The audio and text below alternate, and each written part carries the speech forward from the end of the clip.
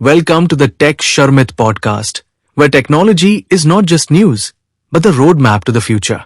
This is a space where we explore the latest tech trends, AI, startups, gadgets, and the ideas that redefine the way we think. Leading this conversation is Amit Sharma, globally recognized as Tech Sharmit. A technologist from Bharat, Amit brings an Indian perspective to the global technology landscape with deep technical expertise and strong industry insight. And for his contributions and impact within the global tech community, he has been recognized with several prestigious honors, including Google Developer Expert, Microsoft MVP, IBM Champion, and Planet Mainframe Influencer. Through this podcast, he shares practical knowledge, real world perspectives, and globally relevant thinking designed to help you stay ahead in an ever evolving technology landscape. Before we begin, make sure to subscribe to the Tech Sharmit channel to stay updated with future episodes. And if you're looking to level up your skills, don't forget to explore the Tech Sharmit digital course book in the description box, where you'll find thousands of free programming courses curated to help you grow as a developer. So plug in your headphones and join us as we begin today's episode of the Tech Sharmit podcast. Hello everyone, welcome back to the Tech Sharmit podcast. Today I'm joined by another very special guest, Harsh Manvar, who is joining us from Bharat itself. If I talk about Harsh, then he is CNCF ambassador, a Google developer expert, and one of the well-known Docker captain. In today's episode, we will talk about cloud native architecture, Kubernetes adoption, scaling engineering teams, and how infrastructure need evolve in the age of AI and distributed system. But before we get started, I would like to thank Harsh for joining us today in this episode. And now I request you to please initiate the discussion by telling us a bit about yourself.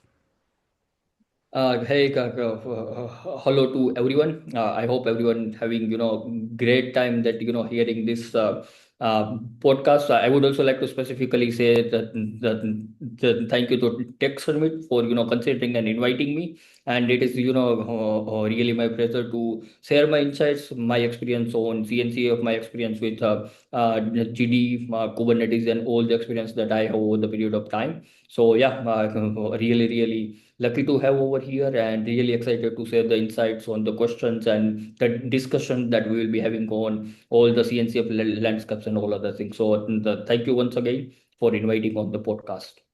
The pleasure is mine, Harsh. And before we deep dive into the discussion, I just wanted to start from your initial days because you hold three of the most respected and reputed community title in cloud native world, that is CNCF ambassador, Google developer expert, and also a Docker captain. And but we all know that titles don't come overnight, right? There is a long story behind that. So take us to that beginning part. Where did all these things start in your journey? What was the path that led you to become from a software engineering in Gujarat to become to got these prestigious title on the global stages? How was your overall journey in the since beginning? Right, sure. So actually, yeah, as you mentioned, it is always, difficult when you are starting a software engineering and then you are having all these, titles. So it was not normally like I have just filled a form and I just got selected for all of these GDs and CNCF ambassadors and Docker captains and everything. So for me, the major part that works was the Gujarat, and basically the Gujarat helped me to set up the foundation, and seeing and working with the people who were building the business from nothing in Gujarat. That is what I learned from them. Then ideally you should be always start building, take a risk about that. And being with all these people, I also started building the things, and then I started writing the technical blogs, and from that blogs I started doing the contributions into the community. I showed up regularly into the local meetups, and then started writing the answers on Stack Overflow, and Hmm. from there my contributions goes to the millions of people. So those contributions into the blogs, those contributions to the local community meetups, and specifically I talk about my contributions on Stack Overflow. So I'm the top 7 person in the world for answering the Kubernetes specific questions.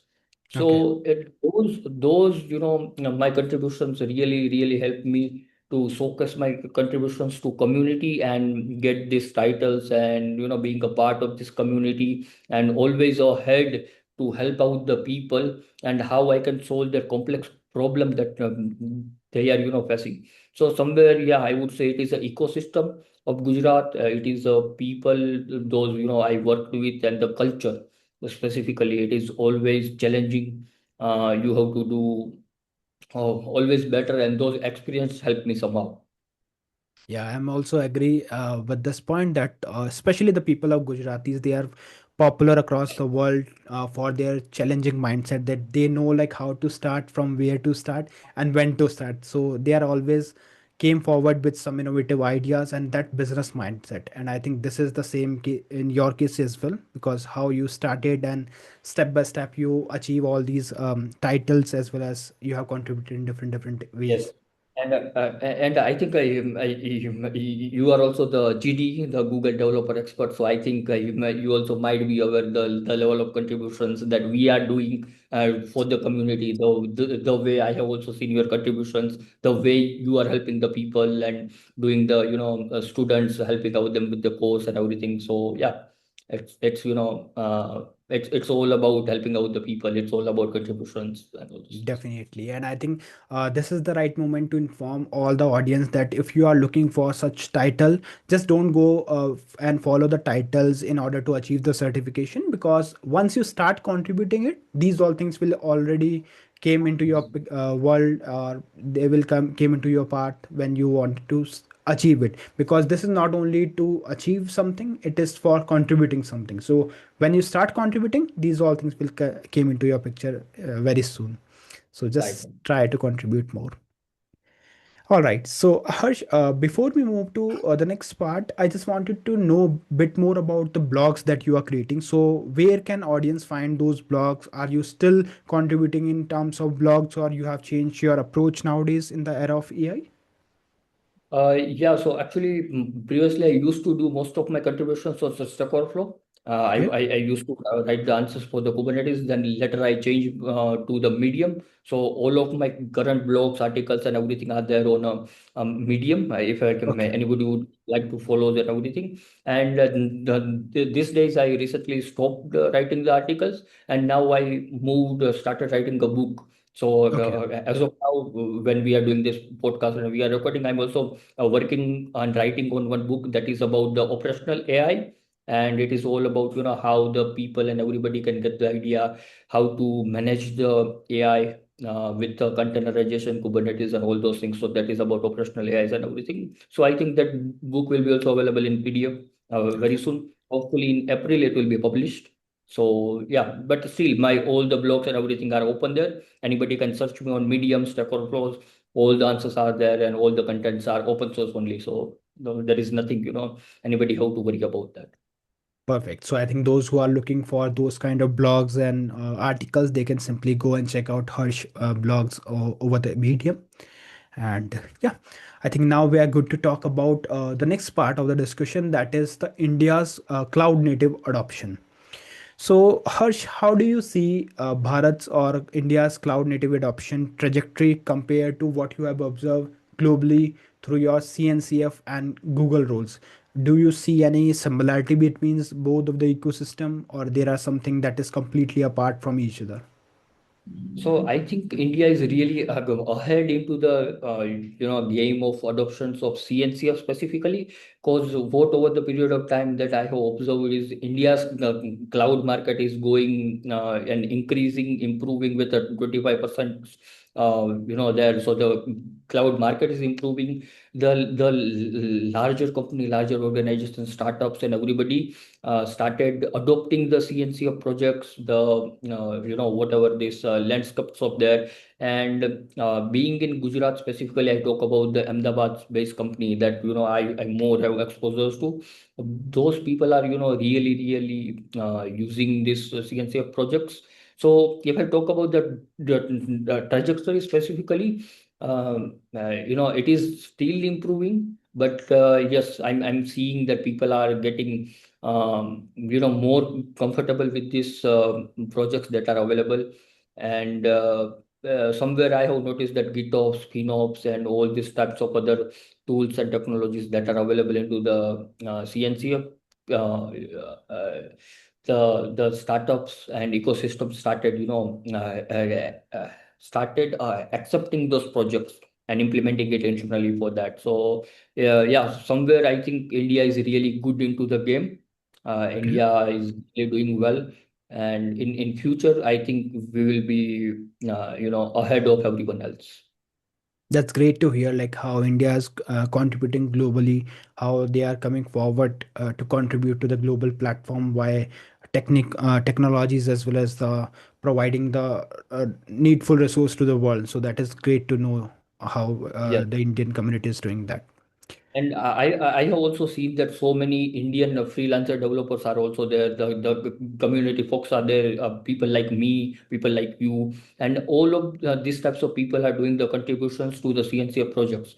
So even if we take any of the I would say CNCF project, then definitely we will be able to find out the Indian people over there who are doing the Yes. continuously the contributions over there with a disciplined manner. So it is not like people have done only one contribution and then left the project, but I have seen so many Indian peoples out there, they are doing disciplines and actively doing the contributions to this project.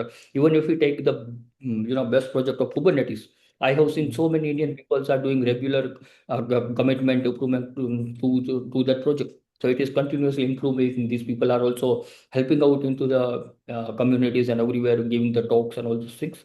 So yeah, I think India's game is really, really good. That's great. All right. So now, moving ahead, Harsh, we will talk about the Docker because I think you are the right person to talk about Docker. You are a Docker champion. So, my question is with Podman, Containerd, and other runtime gaining around, what do you think? Like, is Docker still the default choice you would recommend to teams who are starting from scratch today, or is there something else that they can look for instead of Docker? Okay. Yeah. So I think it is really great question to discuss about the Docker, and I think it is a perfect time also to discuss this question to anybody watching this podcast. And I'm also thankful that you raised this question. If you have asked this question to me 1 year before or 2 year before, the answer might differ. But Mm-hmm. right now we are talking about AI MLs, we are talking about developments and all these websites, applications, and all this that are using the models, that are using the machine learning workflows and everything. Now Mm-hmm. benefit of Docker, that I can say that as of now the clear answer is that the default choice would be the Docker for any of the team that is starting with containerization, because Docker have over the period of time simplifies the things. You can simply install the Docker desktop and you have everything UI available on a clicks, and you can start doing the development with the containerization. Very, very easy to do the development process.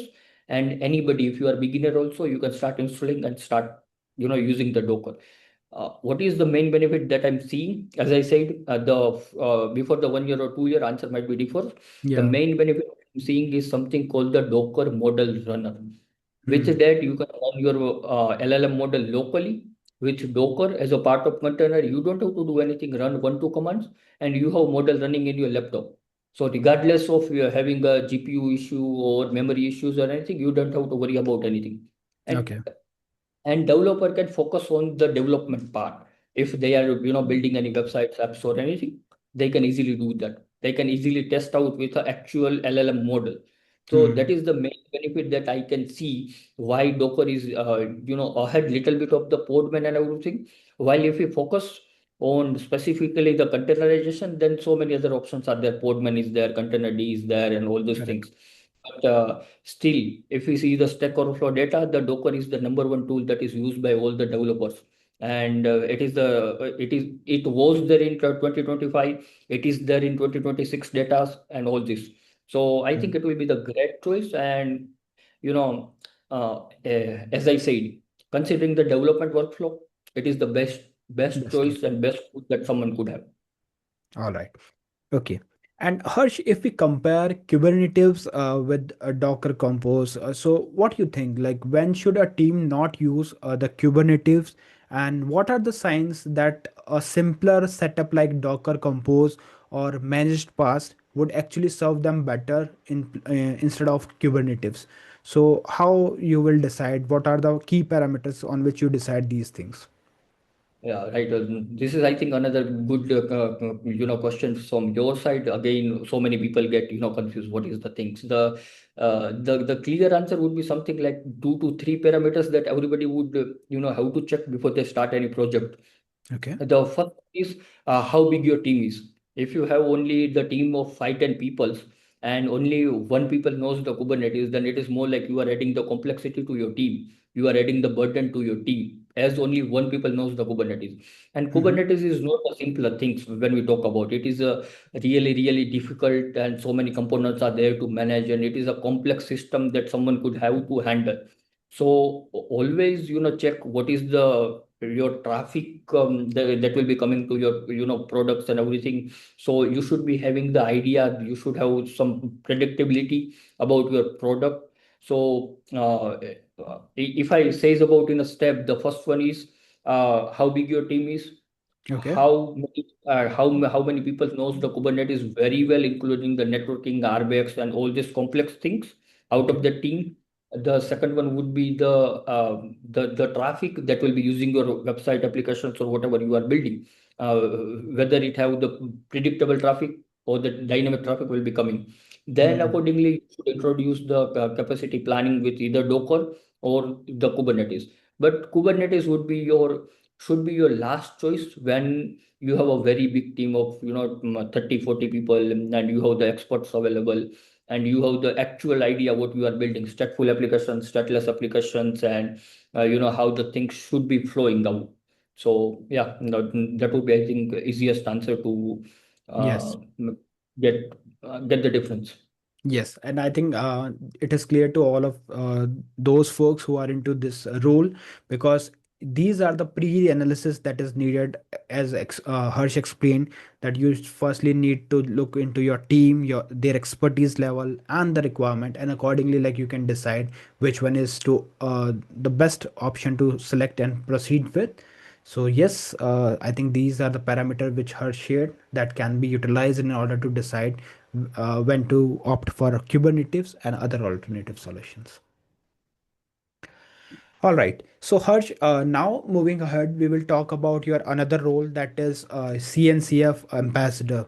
So from your experience as an CNCF ambassador, what do you think? Like, what are the some projects that are that deserves more attention and that are underrated as of now?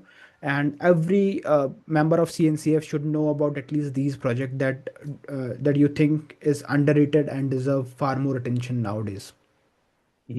So, there are so many great projects under the CNCF umbrella. So, I think, saying one to name would be the injustice to those really, really great projects under into the, CNCF. Yes. But again, if I have to say it, then I would say the first one would be the open telemetry specifically, and Okay. another one would be the DEPR.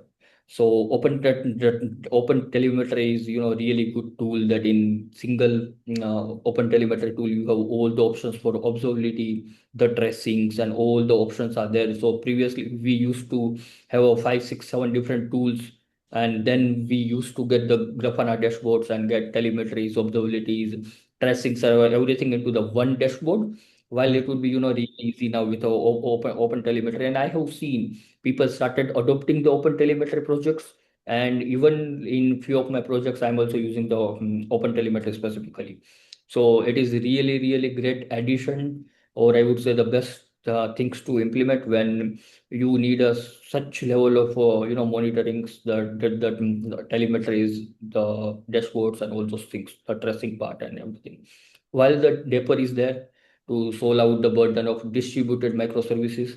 So if anybody working with microservices, they have the secret management, they have all of the different requirement to distributed system.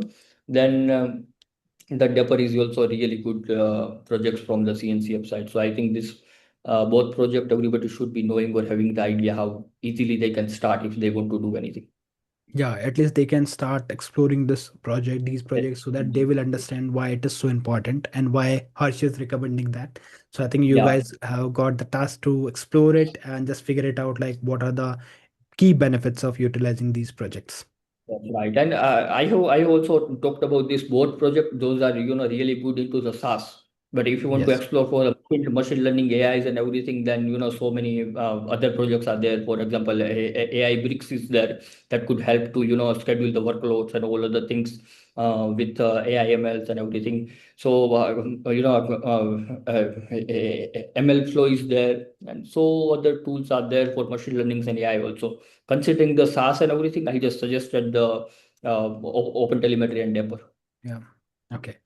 All right. So, Harsh, before we move to the next part of the discussion, I just want to take one more question regarding the Kubernetes, that is specifically towards the capacity planning. So, how do you approach towards the capacity planning when you are working with Kubernetes, especially when you are not aware of the patterns, traffic patterns, and they are completely unpredictable? So, in those situation, how you plan the things? What are your key methodologies that you follow in order to make sure that it will work for all kind of traffic patterns? Right. So I think Kubernetes is the best tool when you have unpredictable traffic, specifically. Mm-hmm. As you also talked about, Kubernetes versus Docker. So Kubernetes is Yeah. best tool when you have unpredictable traffic. The capacity planning for these types of, things that you always have to, take care about, node that told us and how many stateful sets and stateless applications are running, and accordingly you first divide those and separate those out, because Mm-hmm. you also don't want that your Kubernetes cluster scales out without planning. Okay. If you have just a few HP and VPA, horizontal port scalings and VPA, just that, without thinking about your traffic patterns or anything, you don't have any control over there, then I think it will be the big blunder for your Kubernetes cluster. So on the capacity side, what I would always recommend that you should do the 2 to 3 tier of planning. First of all, you should do the HPA planning for the pod auto scaling. You should, ask the developer, or maybe you can check about what is the behavior of your application systems with HPA, that is the horizontal pod auto scaling. And Mm-hmm. the second one specifically would be the node auto scaling. So always choosing about right kind of node that could also save the money, the credits, and it not burn your wallet, considering the, cloud pricings and everything. So Okay. accordingly, considering all these, different scenarios of pod auto scaling, then vertical auto scalings, then node auto scalings, and, accordingly deciding which can also help your company to save the cost also. Hmm. And we have Yeah. also tools available like KEDA and everything. If you have the idea about KEDA, so it could also help to implement the metrics and everything, which could help to do that. So, it would be really easy to get the predictability also, even if it is unpredictable traffic, but still you will be able to figure it out the patterns, that whether it is coming on 8 p.m. or people are continuously coming or not. So KEDA could really help with dynamic scaling. Okay. All So, right. we can add these things, and accordingly we can plan the things and add the metrics, SCADAs and everything. So it would be easy to plan the capacities, and accordingly we can scale the things. Okay. All right. Okay, so Harsh, now moving ahead, we will talk bit about CI/CD in terms of scaling. So, what do you think? Like, where does CI/CD commonly break down when we are dealing with the scaling process? And what, in your opinion, like when you go from 5 engineers to 50 engineers, and what are the circumstances that falls apart first when we are dealing with these kind of situations? Okay, so I think the my answer is already there in a question that you asked. Yeah. So when we are talking about 5 engineer to 50 engineer, the team is scaling, the application is scaling, and all the things are scaling. Then definitely it is supposed to get break. The Okay. only issue with CI/CD is that when and why it breaks. Hmm. So the reason of when and why it breaks is depends on the ownership. Okay. Now, CI/CD pipeline is not something that generally owned by specific teams or something. If five people are there, the CI/CD pipeline might have set up by someone, and only the one that specific person might be taking care of that pipeline. And moment from 5 to 50, the team scales, pipeline scales, the steps increase, then all other things comes, and then person is like either that person left the company, or either that person is no more interested to fix everybody's problem, because Yeah. all, yeah, so it is like I'm not interested to do the fix. So now either someone else have to do the ownership of that pipeline, or either we plan the specific team that hey, this team is responsible, and they have to make sure that CI/CD pipeline not fail at a scale, because so Hmm. many developers are there committing, so many people are doing the uh, commit, and doing all other things. So that is when I feel the CI/CD fails, and apart of that, other factors are there. The another one is the secret management.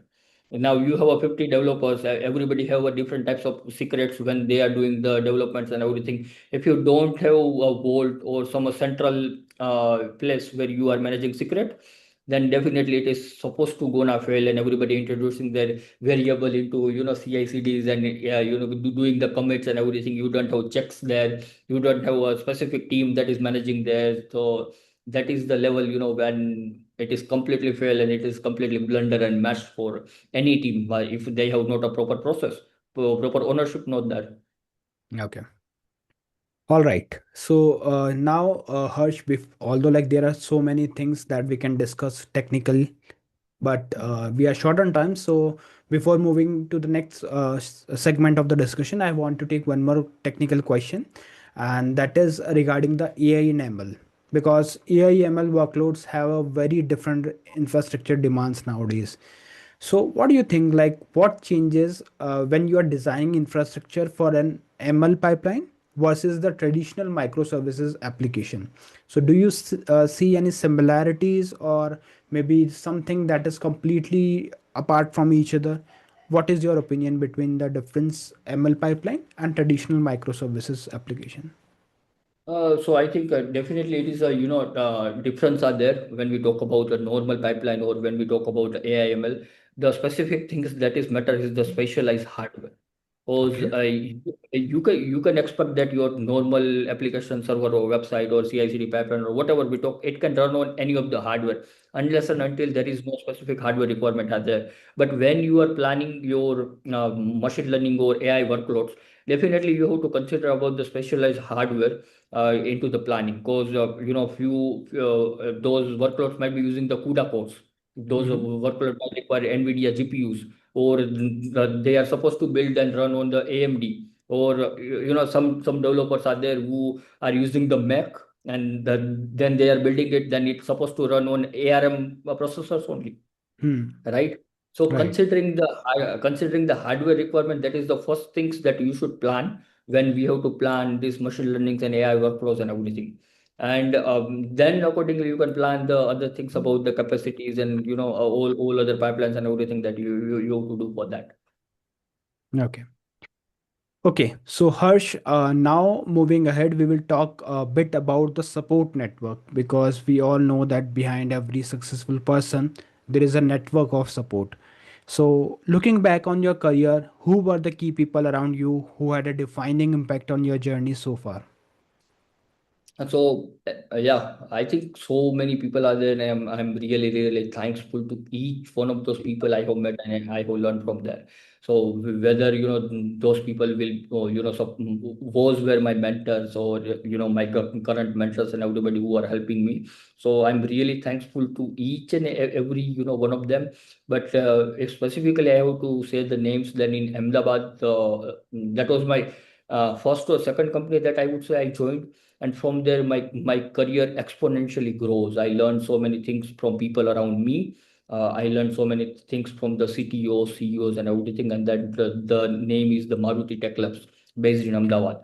The level of innovations that we were doing over there, the level of permissions that we got, that you are open to explore the things, you are open to try out the new tools and experiments the things. And from there I really learned so many things, and exponentially I would say it was a cow to my career growth. So that is one specific things. And from past 2 to 3 years I've been in a contact with Ajit. So he is also the part of Docker team. He's a developer over there, and I also learned so many things from Ajit about doing the contributions to community, how you can help out the people, and how to write the blogs that is really helpful to beginner, intermediate, and advanced level people also. So this two I would say, one is Ajit specifically, and Maruti Tech Labs, and so many other people are there. But specifically, I would like to mention these two that really helped, and I learned from there to that helped me. Okay, all right. So shout out to Ajit and all the other members who helped and inspired Harsh journey. It was pleasure to know like how these all are connected with each other in order to provide the best thing to the community. And still, we all can see Harsh is contributing in different roles because of such people. So thanks to all. All right. So Harsh, now before we conclude the discussion, I just wanted to know a bit more about the country you belong from. Although we are from the same country, but still, I would like to ask you one best thing about the Bharat that you feel proud to share with the global audience today through this podcast. So I think, when I talked about Bharat or India specifically, there are so many things. The recent developments are happening from the government. It is whether it's about AI, ML, and government have planned to provide infrastructure to everybody who are doing the development working in AI, ML space. So on long term, I'm definitely seeing the India's game is very, very strong. Yes. And all these updates that is coming from the government side, is it will be definitely helpful to young people. It will be definitely helpful to all the startups, the entrepreneurs that are planning to work in a pharmaceuticals and join the tech into that pharmas and everything, the medical care, health cares, and all these things. Really improvements are happening over there. In specifically, if I talk about the CNC of things, then there is a program you might have heard about, that is a Kubestronaut. So it is a series of certifications for the Kubernetes, and I have seen so many Indian people completed that certifications, and people are improving and learning the Kubernetes. That is a complex things to do scalings and managing the dynamic traffics and everything. So considering the people interest based on the patterns that I'm recognizing and doing the certifications for Kubestronaut, Kubernetes, the learning patterns, the initiative from governments, the push that are we are seeing into AIML. I think we will exponentially see the growth in next 2 to 3 years for the India. And one thing that I really noticed into about India is that we might be the last to start, but we will be always in a front after 2 3 years, or we might be taking a pace after a certain period of time. So one line that I really like uh, in Spanish, that is a paso corto vista larga. It basically means is that slow step but long vision. So That's India a great may take phrase. a slow step initially, but the vision is clear. The government and people knows. Even I think it is by default in Indian people. What I have observed, that we might be starting slowly, but we have a long vision that we want to do this. This is actual goal that we will be completing it. So yeah, I think it is by default that into the all the Indian peoples and everything. So really would suggest everybody, all the Indian people, work hard and play hard.